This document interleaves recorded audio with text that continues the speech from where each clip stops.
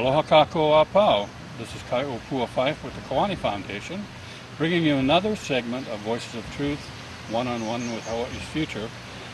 Again today we're coming from the Ritz-Carlton Kapalua, island of Maui, at the Celebration of the Arts, and we're very pleased to have with us today Doug Kahikina Chang. Doug, aloha. Aloha. It's a great pleasure to have you here. Mahalo. We enjoy every opportunity to visit with you, especially since you've isolated yourself up in beautiful Hana for the last several years. Yes, 6 years now. 6 years. We had a great opportunity to take part or watch a panel presentation that just ended, as a matter of fact, and we're going to be dropping in some of that footage, I think, where you make a lot of great points about the current status of the tourism industry, where you're going, about your work at the Hana, in the Hana community with the Hana Maui Hotel. For those of you, and all of you know Hana, it is a very, very Hawaiian community. It's a community in crisis. It's a very fragile community. And my kuleana, my responsibility is about that community. And the hotel is a vehicle for me to be able to do that, to invest in the culture. But what does that mean? For me specifically, it is, creating a leadership team within that community that is going to be responsible for that hotel. When I got there, 95% of the staff was born and raised in that community, and about 5% of the managers were born and raised in that community. Today, there are 5 of us out of 23 managers that are not born and raised in that community. And with your relatively recent position with the Hawaii Tourism Authority. That's an awesome responsibility and an awesome opportunity. And we are really making strides to take money invested into the culture. We went from 0 funding 4 years ago to this year we'll probably allocate close to $3 million. So I think we've got a lot of that covered. Our main focus with this series is to communicate to our viewers the good things that are happening, the accomplishments that are taking place in Hawaii, the little battles that are being won, and the folks who are doing these things, to encourage our viewers to identify their kuleana if they don't have one and get with it, And so the things that you're doing currently are just fantastic. But in order for you to get to a position to be able to do these things, you started out somewhere, and I'm sure it wasn't an illustrious start. I'm sure you started like a lot of us, feet on the ground, and just plug for years and years and years. No successes overnight. So I wonder if you could just talk about yourself and how you got into what you're doing, how you developed your focus or discovered your kuleana, and how you kind of moved forward and got swept up in this huge thing that you're involved with now. Sure. Actually, I didn't start with my feet on the ground. I started with my hands in the water, actually dishwater. Dishwater. I was a dishwasher. Worked my way through high school, working in restaurants, and worked my way up through busboy and into management, and got into hotels quite by accident. I started my hotel career at Hanalei Bay Resort on the North Shore of Kauai. It was there that I received a flyer for a conference that was going to be going on in Waikiki that was going to be hosted by the Waiaha Foundation. Right. We all are very familiar with Dr. George Kanahele and Kenny Brown, and it was a discussion on introducing Hawaiian values into hospitality, and it really caught my interest. Mm-hmm. Up until that point in time, I really hadn't given it much thought. No. It was about running a hotel and making a living. Making a living, right. Exactly. And the fact that somebody was going to try and put hospitality and culture into the same sentence even was quite a novel idea back in that point in time. I convinced the ownership at that point in time that they should send me, actually a couple of us, over to Waikiki to listen to what was going to be said. It was at that point being surrounded by many others, mostly in the industry at that particular meeting, that were of similar mindset, who were either Native Hawaiian themselves or very committed to the culture, that the seed was planted, and slowly began to see what I could do to introduce and reaffirm Hawaiian values, Hawaiian culture into the hotel that I was at. It really had no global kind of meaning at that point in time, but I realized that in Hanalei Valley that I was in a very Hawaiian place and knew almost nothing about the place or the culture or the history of that place. We were sharing with guests and employees really just the surface of what this was all about. And started to really work and develop a relationship with George and with many others who were what we would call the pioneers of this movement. And Kaiopua, you know that. You were back there at those beginning days. Yeah, and it was so fantastic. But it's interesting to find, we've known each other for several years, not a lifetime, but for several years back on Kauai. And I didn't realize that your work at Hanalei Bay Resort was like your starting point with the tourism industry. So by the time we met, you'd been there continuously for quite a while. Yes, yeah. And Dr. George Kanahele, I admire what he accomplished. You talk about a hard worker and a warrior out there for the culture. And he actually coined the phrase, what was it? Tourism as a carrier? Keeper of the culture. Tourism, keeper of the culture. Right. And what a profound statement that was, that we in tourism were responsible for the perpetuation, continuation, and keepers of the culture. That if we as tourism did not take an active role in this, that we might be responsible for the demise of the culture. That was sure a shift. Yeah, exactly. Well, I know that some Kanakas had some objection to that phrase, tourism being the keeper of the culture. I think there was some sensitivity to that, but in learning, and being involved with you, being involved with George Kanahele and so forth, it became clear that the objective was pure, and we of course jumped right in both feet as much as we could. So, I didn't understand that was, because Hanalei Bay Resort was just such a great place to be on Kauai because of the way he made things happen there. It was great. Yeah, and we had a lot of freedom and a lot of opportunity with the culture there. Hanalei was one of those places that still had a connection to culture. Right. So it wasn't a total starting from ground zero or even behind the starting line as many of our hospitality businesses are having to do right now, where there's no semblance or no connection whatsoever to place, to culture, to history.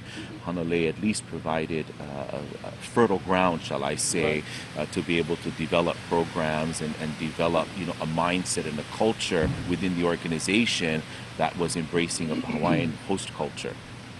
And then you made a transition from Hanalei Bay Resort to Marriott, right? Or the Marriott? Yeah, I went to Marriott, which was an incredible opportunity that I didn't really realize until many years later, because Marriott gave me a very solid corporate training and background in running hotels. It gave me the financial, the sales and marketing. More the formal. Yes, the formal, business side. the business side of it. So, the opportunities I had in Hanalei and then those that Marriott provided for me, as you said, kind of set the stage for what was going to happen next. And I certainly wasn't prepared for what that was. I actually had considered that I was going to retire with Marriott. As you know, my wife and children were raised in Hanalei, and that's where life was going to be forever and ever and ever. And then this opportunity in Hana came about, and at first, as you heard earlier, I resisted that. I had no desire to really go to Hana. Well, very frankly, the Kauai community, I know we were just kind of shocked when we heard that you were leaving, because we did know, about how close your association was in the community on Kauai, and but at the same time, I think you folks probably realized your girls were getting older, and you were probably going to have some flexibility that, you're getting through the family raising scene, and now getting back to yourself as a couple. And I know you and Akiko are just a fantastic couple, and I'm interested in what she's doing in Hana because I know she was so active on Kauai for so long, a lot of it in sports and so forth. But yeah, it was really kind of a shock to us when we realized that you were leaving, and but it's definitely one of those like predestined steps. It seems like, Yeah. and lucky that you took it when you did. Yeah, the thing that's amazing is you look back over the span of your life and where you started and the jumps that you made. Maybe not just the tourism industry, but there are a lot of entry-level positions. You said you started with your hands in the water, the dishwater. Well, I worked in a scullery myself, Mm-hmm. you know, and when I was a kid going to school and trying to pick up a few extra bucks and so forth. And it's really interesting to think that you can go from that position in this multi-billion-dollar tourism industry to get to where you are today. I know through the Native Hawaiian Tourism Hospitality Association that there's some fantastic movers and shakers, Kanaka, who are in there doing things. But to make these kind of jumps that you made, how would you advise some young persons, maybe just graduating from high school or going into college or thinking about a career?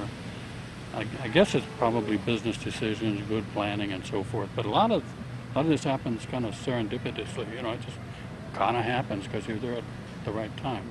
Yeah, definitely. I think it's a combination of ambition and desire and hunger to want to do what is right and correct, and also recognizing those signs and those opportunities when they present themselves. And like my move to Hana, I resisted that, and that was not at all what was in my game plan, as far as where life was going to go. And had I followed my game plan, none of this would have unfolded. And it was really, okay, pay attention, Doug, really. And so then my move to Hana, and my work with NAHA, the Native Hawaiian Hospitality Association, caught the eye of the movers and shakers in the governor's office.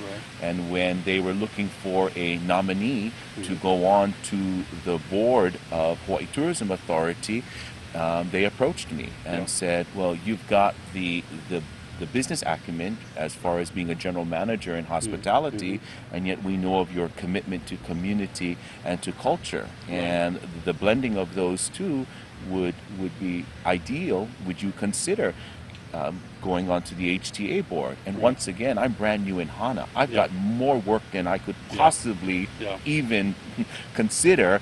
And overwhelming. Exactly. And then this opportunity, which means I have to get to Honolulu. And, for me to be at a 2-hour meeting on Oahu from Hana is a 24-hour ordeal. Exactly. And talk about a commitment. I can't just jump in my car, drive to a meeting, and get back. I've got flights, I've got hotels. So that was really something I had to really think about and say, am I willing? Can I do this? And the answer was very obvious. Doug, you have no choice. You have to do this. This is what you have been set up to do. Once again, paying attention to that. And then going on to the board of directors. And then 2 years later, being selected by my peers to actually be the board chair. Again, another opportunity to step up to the plate. And another tremendous responsibility. Absolutely. Absolutely. And as the first Native Hawaiian chair of the Tourism Authority, I'm under tremendous scrutiny from hospitality as well as from the Hawaiian community. You're representing all of us, Doug, but don't let that bother you. No, but we everything is in alignment for all of this work and all of this movement that those of us have been in the industry to really take it to the next level. And for those who are just starting out, the pathway is being paved for you now. look for those opportunities. You know, my mission now is to get young Native Hawaiians to take positions within hospitality, to eventually become those leaders. And yes, you have to start out someplace. I did, you know, as we talked. I washed dishes, I waited tables, I worked the front desk. Whatever you know, needed to I be did done, whatever. I worked those 20-hour days. I worked every single holiday. I did all of that. And I was bound and determined that I was not going to do that forever. That was not what I was doing this for. And I, as fast as I possibly could, worked my way out of that where I could really begin to influence and make. This is not about running a hotel for me. You know, this is about the opportunity that we have, as you said, in this multi-billion-dollar industry to really make inroads from a cultural perspective. It's not a job. This is your life. Yeah, it's not a job. Not at all. Aye. Well, I know that some of the folks who are out there watching can benefit from, you know, your experience. What occurs to me, though, is that as part of putting, you know, the pieces in place, or pieces of the puzzle that help to pull the whole picture together, you actually, in your younger years, didn't you participate in halau? Aye. Okay, so I mean that's a training and a discipline. You know how to put yourself forth, you know, your presence, and then you also were a graduate of Kamehameha School. Do you think that contributed in any way to, obviously? Most definitely. Yeah, sure. Most definitely. All of those interactions and immersions into the culture have helped. You know, whether it was outrigger canoe paddling, halau, language classes, my time at Kamehameha. My wife and her family are incredible musicians, and so that became a part of our life, was music and mele and song and hula. Through all of that is contributed to my ability now to be where I am and to champion what we are about. It's just everyday opportunities that basic kind of discipline and training allows you. When an opportunity arises, you step forward and you can do it. You know, I mean, you're prepared for it. I remember after Hurricane Iniki, when George Kanahele had some funding available for a conference, and we actually did put it together on Kauai, and it was a tremendous conference. And so many of these pieces just fall together when you have the right people, you know, with the right motivation and the background, and things can happen so smoothly. If something comes up, can you do this? Yep, you just go do it. And I know many of the things that we needed there that you assisted with, I know you could step right in and do them because halau training for one thing, you know. Doug, can you help us out with this protocol? Sure, no problem, you know. So those who are at home watching have to appreciate the little things that they do, everything they do, the little training, the affiliations, the clubs, the halau. I mean, they're all putting major chunks of your character into place, giving you skills and background, you know, that are going to serve you in ways that you can't even imagine later on in life. And I think you're a perfect example of that. You're absolutely. The other thing is risk. Your ability to maybe go where you're not totally comfortable going yet, and understanding that your kupuna are behind you. All of those interactions with halau, with language, with whatever are there. You may not have understood why they are there, but as you step forward into the unknown, know that you're not alone, and know that you have the support there. Maybe not visible, maybe not physically, but it is there, and you will rise to that occasion. Never hesitate. Never hesitate. I think that's very important in almost anything, is to be able to push that comfort level, push that envelope, and as you say, knowing that you have the support of those who came before you. I mean, I think we both agree we are who came before us, and with that comes tremendous strength.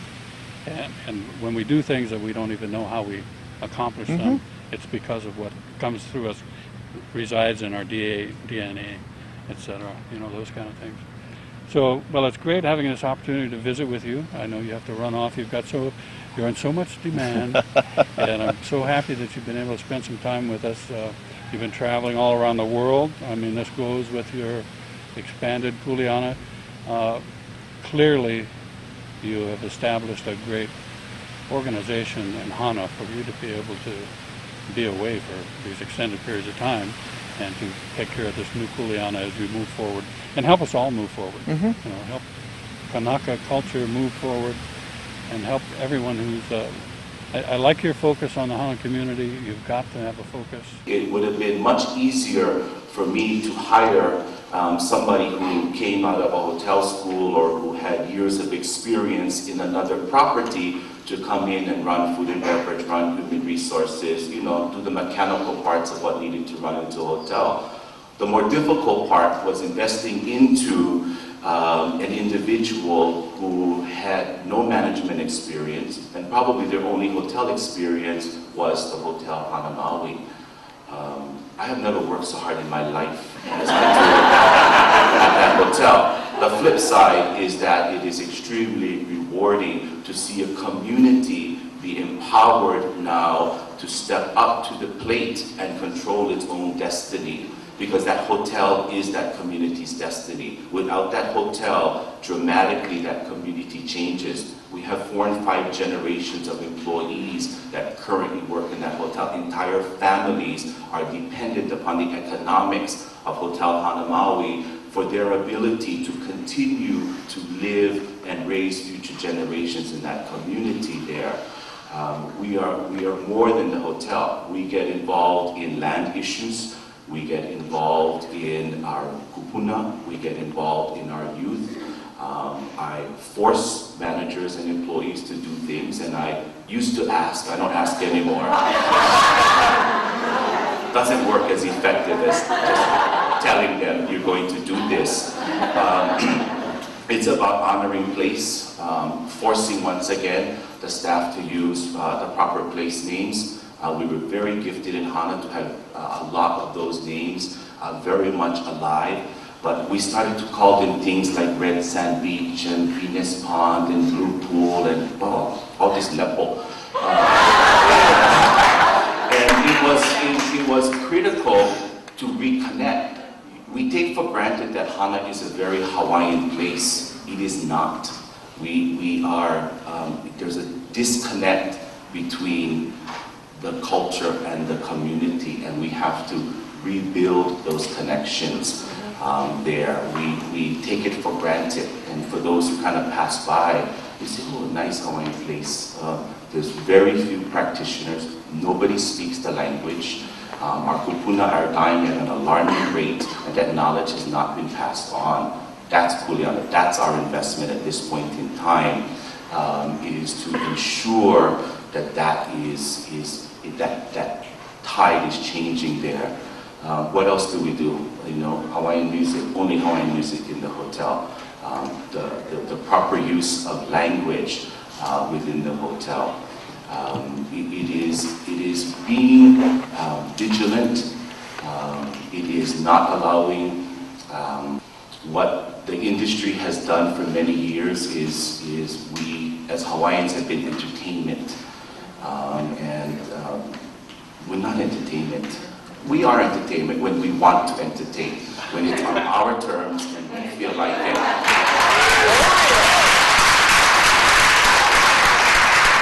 We are entertaining. But other than that, we have an intellect, we have a knowledge bank, we have a skill, we have a passion, and that really is what hospitality is about. We preach to our employees, many, guest is always right, all of that bullshit. Shall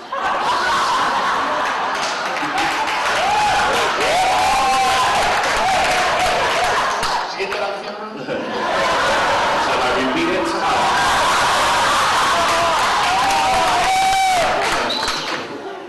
That's not true. Guests have a responsibility. Hosts have a responsibility in there. We have responsibilities to our sacred places. We have responsibilities to our customs. We have responsibilities to our fishing grounds. We have responsibilities to our mountains and our plants. And we have to really fully embrace that in what we do is hospitality. It's very easy for us to go to, oh yeah, you know, the guest, you know, warm, gracious, and welcoming, and give everything you have.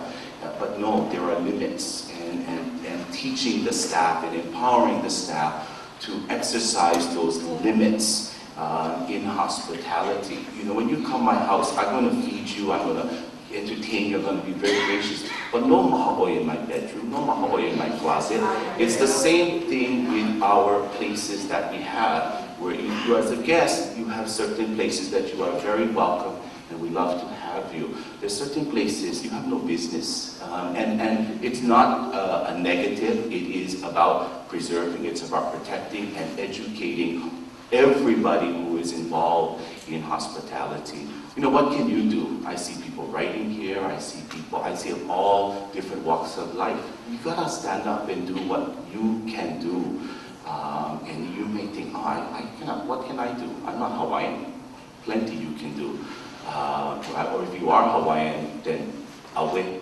Shame on you. You better be doing plenty out there. But now you've broadened this out. Yes. Yeah. I think we're going to, this time, kind of wind things up a little bit. Doug, I want to say mahalo nui. Thank you so much. Good luck. And I don't think the luck is going to be such a major part as the experience and the support and the good things that you're doing. Mahalo nui. Thank you.